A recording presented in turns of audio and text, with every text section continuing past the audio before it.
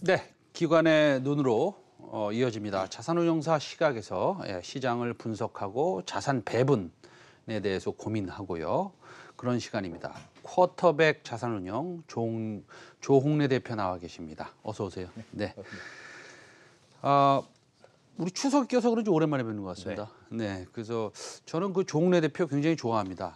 왜냐하면 정확한 그 뷰를 좀 우리한테 전달해 주실 수 있고 아주 제 생각에는 그 생각하시는 바가 굉장히 합리적인 것 같고 고객도 많이 넣으셨습니까?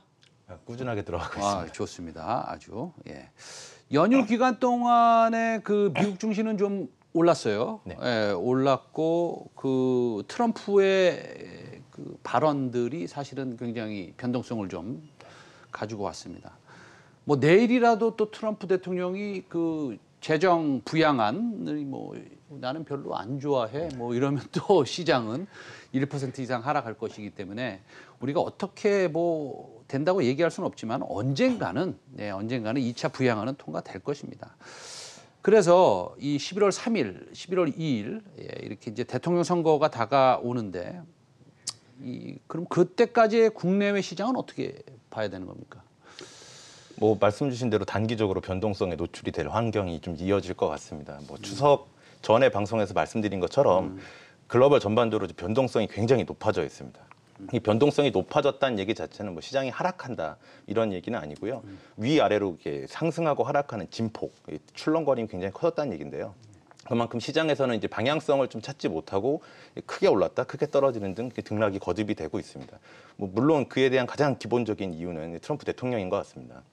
경기 부양책과 관련돼서 돌연 갑자기 합의를 중단하겠다 했다가 또 선별적으로 부양책을 실시하겠다 했다가 이번엔 또 증액한다고 얘기가 나왔습니다. 선거 전까지는 아무래도 부양책과 관련된 여러 가지 이벤트들로 인해서 시장이 좀 흔들리는 모습이 나타날 것 같고요. 한국 같은 경우는 이제 뭐 수출 관련된 데이터가 굉장히 양호하게 나왔고 원화 강세가 뒷받침되고 있기 때문에 상대적으로 양호한 흐름은 나타나고 있습니다. 그렇지만 뭐 글로벌 증시 변동성에서 좀 자유롭기가 어렵기 때문에 당분간은 좀 신중한 모습을 유지해야 될 것 같습니다. 그 10월에 우리나라의 투자 환경이 사실은 그렇죠 양호하죠. 네. 왜냐하면 환율도 이제 1,140원이고, 네. 그 다음에 그리고 그 1단계로 또 거리두기를 또 하향을 했고, 네. 그렇다고 본다면 조금 활기찰 수 있는 것이죠. 그런데 이런 투자 환경은 좀 좋아지고 있는데 그 펀더멘탈은 어떻습니까?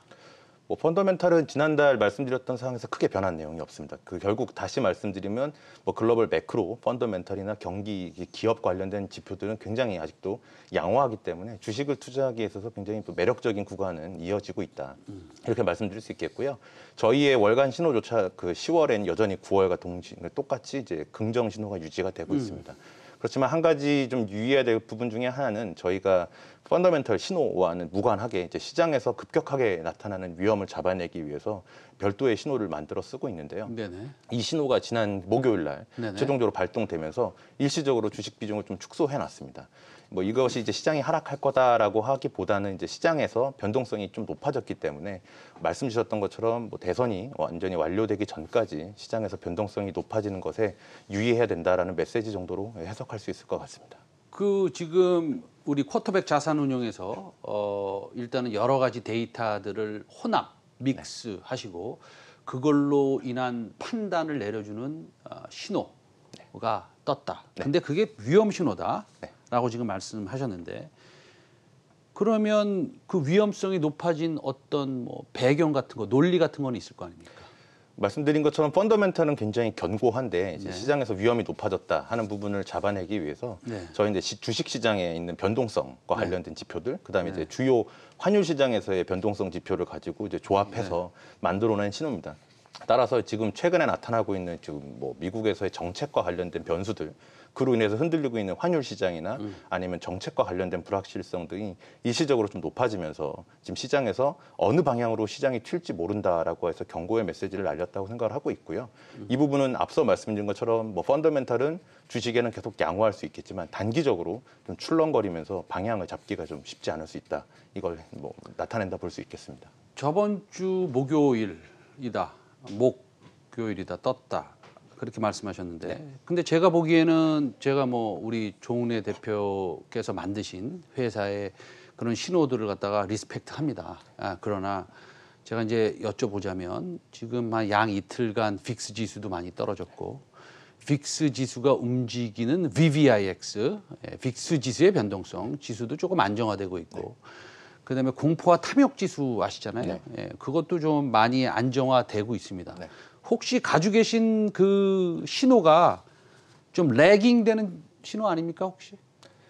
말씀 주셨던 지표들이 공교롭게 저희 그 해당 지표를 만들어내는데 대부분 쓰이고 있는데요. 레깅보다는 어떻게 생각하면 현재 시장에서 나타나는 걸 가장 즉시에 좀 잡아내는 것 같습니다. 그래서 뭐 장점이라 할 수 있으면 시장의 변동성을 굉장히 빠르게 캐치할 수 있는데요. 단점이라고 할 수 있으면 이게 하루하루마다 굉장히 좀 빠르게 변할 수가 있습니다.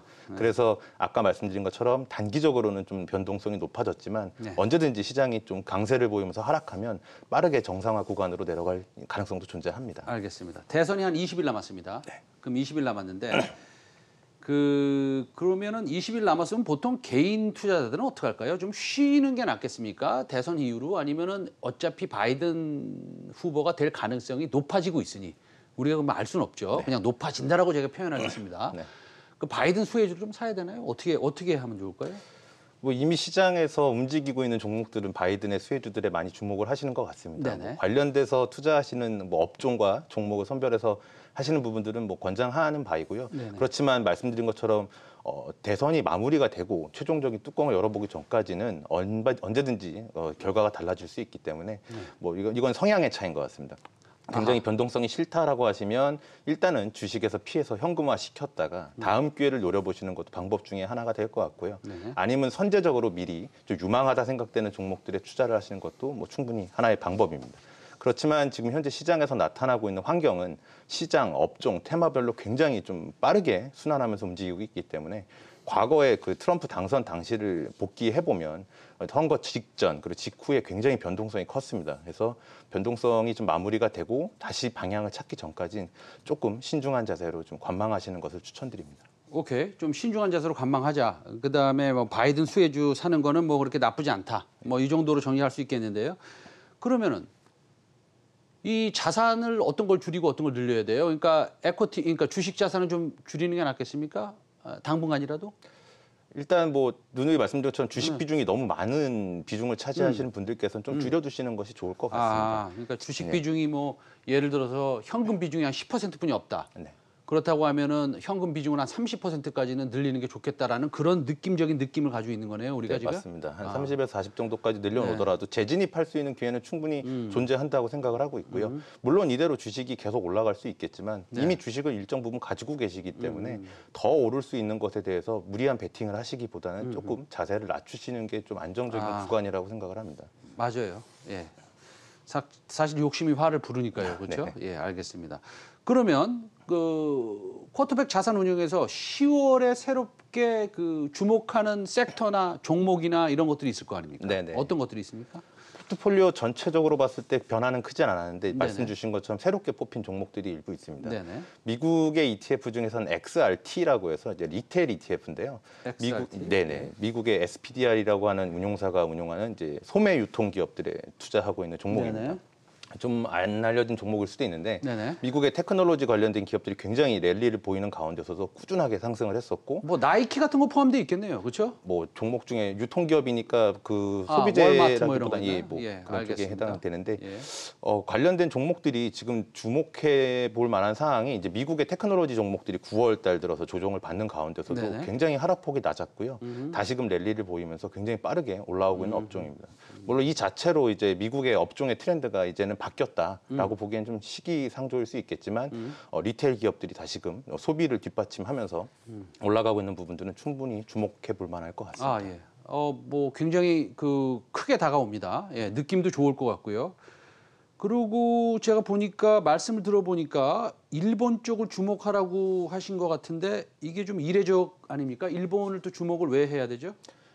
일본에 뭐 전략적으로 주목하자라기보단 저희 신규 종목 중에 이번에 이제 한국에 네. 상장된 ETF 중에서 일본 관련 종목들이 많이 나왔습니다. 아하, 그래요? 저희도 그 이유에 대해서 궁금해서 찾아봤는데 네네. 일본 같은 경우는 이제 아베 총리 교체 이후에 네. 좀 변동성이 있었는데도 불구하고 워낙 선진국 증시 중에서 많이 눌려 있었고요. 네네. 근데 총리 변경 이후에 이제 보조금 지급 등 정책적인 뒷받침이 받쳐지면서 네. 9월 중에 선진국 중에서는 굉장히 양호하게 잘 버텨냈고 네. 지금 10월 들어서도 좀 안정적인 흐름이 나타날 수 있는 가능성이 존재하는 시장이라고 보고 있습니다. 우리나라에도 상장된 일본 ETF가 있을 거 아니에요? 그렇죠? 네, 많이 있습니다. 우리나라에도 일본 ETF가 많이 있습니다. 네. 상장된 회사 중에서, 네. ETF 중에서. 네, 네.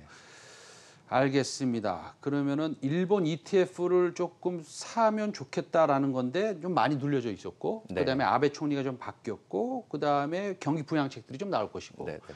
뭐 이 정도로 하겠습니다. 마지막으로 우리가 미국 대선 이후에 네. 우리가 뭐 좀 더 고민해봐야 될 그런 이슈는 없죠? 또 있습니까? 뭐 아무래도 대선이 가장 중요한 이벤트긴 맞는 것 같습니다. 네. 뭐 가장 요즘에 시장에서 관건이 되는 건 트럼프 대통령의 트위터인 것 같고요. 네. 뭐 그 주요 내용들은 결국 정책 변수, 대선과 다 맞물려 있는 것 같습니다. 네. 그 외의 것을 찾아보자면 이제 중순부터 미국 기업의 어닝 시즌, 기업 실적 발표가 시작이 되기 때문에 과연 견조하다고 생각했던 기업의 이익들이 정말 잘 나오는가에 대해서 좀 다시 한번 체크해 볼 수 있는 그 변수가 될 것 같고요. 중국 관련된 시장을 좀 관련된 내용을 확인해야 될 것 같습니다. 네네네.